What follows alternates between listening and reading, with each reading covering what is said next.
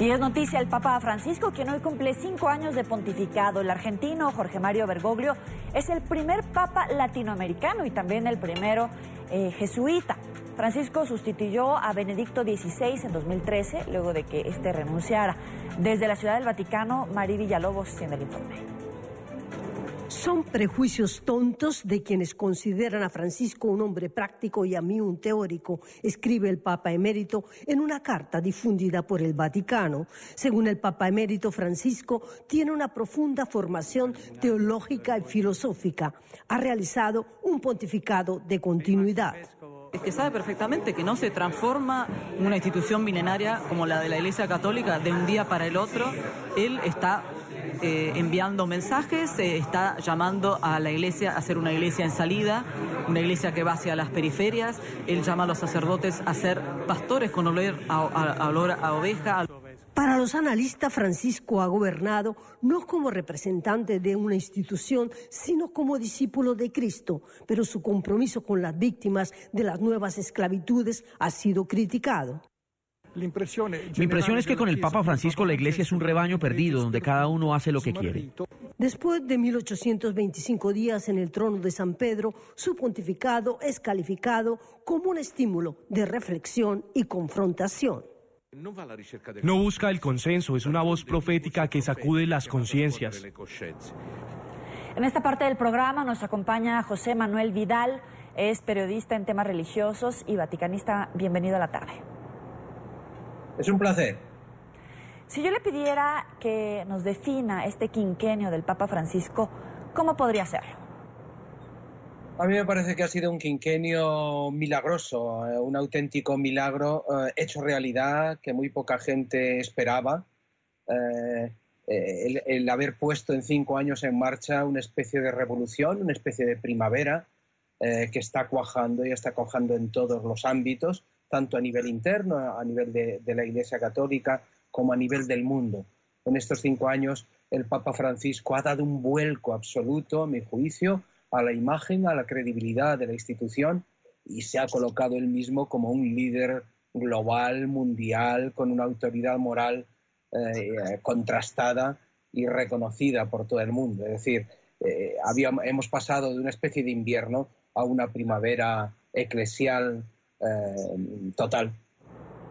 Sin embargo, señor Vidal, hay quien piensa que el Papa Francisco prometió o vendió la idea de reformar a la Iglesia Católica. Sin embargo, estas reformas no han sido lo suficientemente profundas, por tropezar tal vez con los conservadores dentro de la propia Iglesia. Las resistencias en el seno de la Iglesia son evidentes, las ha habido siempre, las habrá siempre. Hay lobos, que decía ya Benedicto XVI antes de renunciar, y Benedicto renuncia precisamente por esos lobos que le hicieron la vida imposible, ¿no?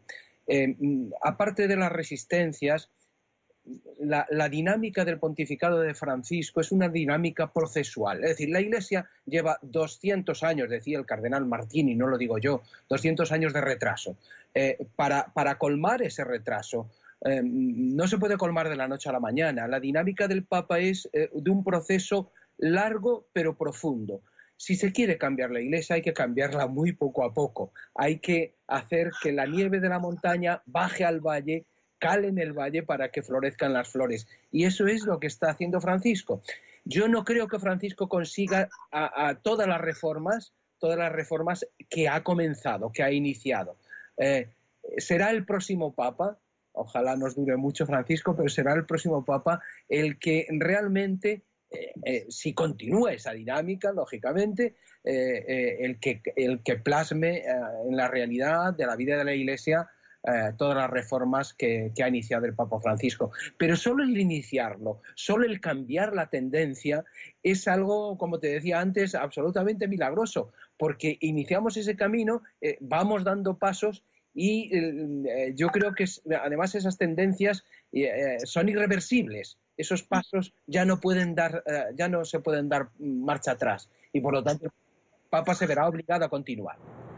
Para usted, ¿cuáles serían esas grandes reformas que ya ha iniciado el Papa Francisco, por lo menos que nos pudiera mencionar un par de ellas?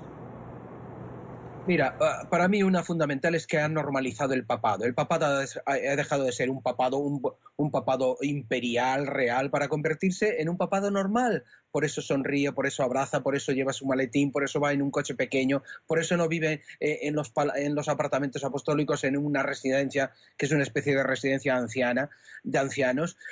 Después ha descongelado el concilio. Su programa, él no tiene un programa propio, tiene el programa del Concilio Vaticano II, que por miedo Juan Pablo II y Benedicto XVI congelaron en un momento determinado. Y él lo que está haciendo es descongelar el concilio. Por eso habla de la corresponsabilidad de los laicos de nuevo, por eso habla de la colegialidad, por eso habla de la sinodalidad, que en lenguaje civil quiere decir una mayor democratización de la Iglesia. Y después su cambio de imagen, sus gestos, el colocar la misericordia en el centro cuando en estos momentos el mundo y la Iglesia tiene precisamente necesidad de misericordia, y el reformar la curia, porque a la curia la está reformando a pesar de las dificultades. Hay una serie de cosas, una serie de instrumentos que ya están activados y que poco a poco van a ir dando sus frutos. Es decir, un orgullo de papa, hay que reconocerlo, aunque tienes algunas asignaturas pendientes también. Justamente en esas asignaturas pendientes está la pederastia. Para muchos se ha quedado corto en este tema.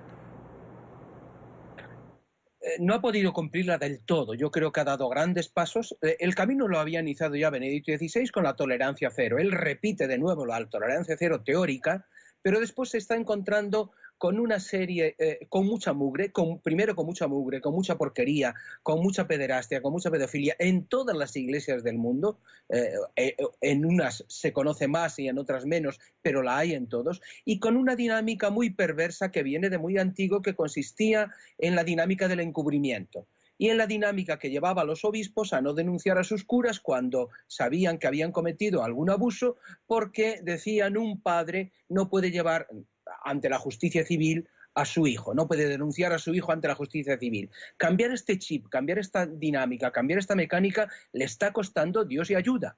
El caso más evidente es el de Chile, ¿no? El Papa, yo creo que ha sido poco prudente en la respuesta que dio al caso Barros en Chile.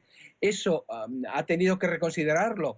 Ha incluso pedido perdón y pedido disculpas en el avión de vuelta de Chile, y ha nombrado, como sabéis, un comisionado para solucionar ese tema, que yo creo que va a solucionarlo de raíz. Ese tema se ha convertido, el caso Barros se ha convertido, que es un obispo chileno, encubridor, etcétera, se ha convertido en un caso paradigmático que yo creo que si lo soluciona bien habrá dado un paso más hacia subsanar esa deficiencia, esos fallos en la dinámica de la pederastia en la Iglesia. Ahora, la Iglesia es hoy, después de Francisco, más cercana, más próxima, menos dura incluso. Se ha abierto o ha pedido ser inclusiva y no exclusiva, como algunas minorías venía haciendo la Iglesia. Es evidente además en todos los sentidos. Esta iglesia, la iglesia que quiere Francisco, es una iglesia hospital de campaña, donde tienen un sitio especial, un lugar muy importante, esas minorías que antes estaban despreciadas y marginadas en la propia iglesia, desde los homosexuales a los divorciados vueltos a casar, a los pobres sobre todo, a los desvalidos, a los ancianos, a los descartados que llama el Papa Francisco.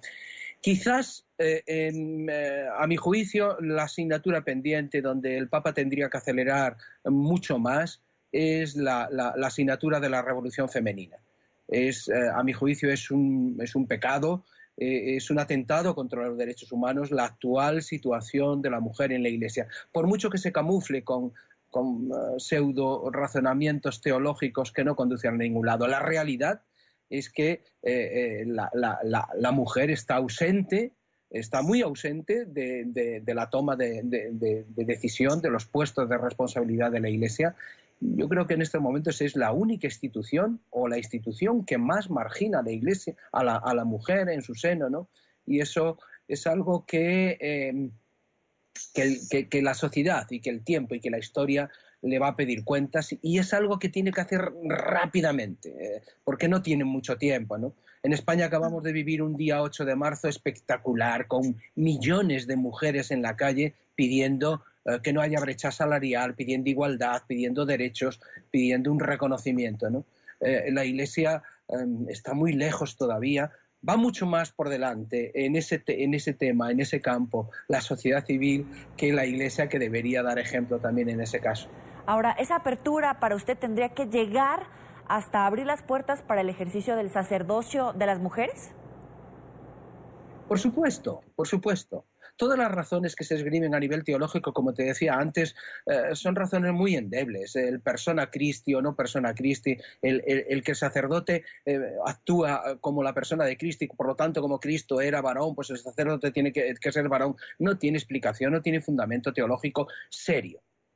Para Cristo no había ni extranjero, ni judío, ni hombre ni mujer, todos fuimos iguales para él. Además, su praxis, o sea, durante su vida, fue siempre encaminada hacia esa dinámica y por lo tanto es un tremendo error el que la Iglesia está cometiendo, porque además está tirando piedras contra su propio tejado. Las mujeres son las que realmente mantienen a la Iglesia. Si las mujeres se retiran, como decían en España en esta última manifestación, si paran las mujeres, se para el país. Si paran las mujeres, se para la Iglesia. Las mujeres son las que dan catequesis, las mujeres son las que inician a nuestros hijos en la fe, las mujeres son las que atienden casi toda la caridad, el apostolado, todas las obras. Si se retiran las mujeres, realmente la Iglesia se quedaría muy sola y muy huérfana.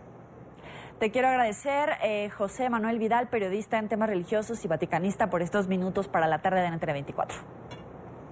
Igualmente, buenas tardes.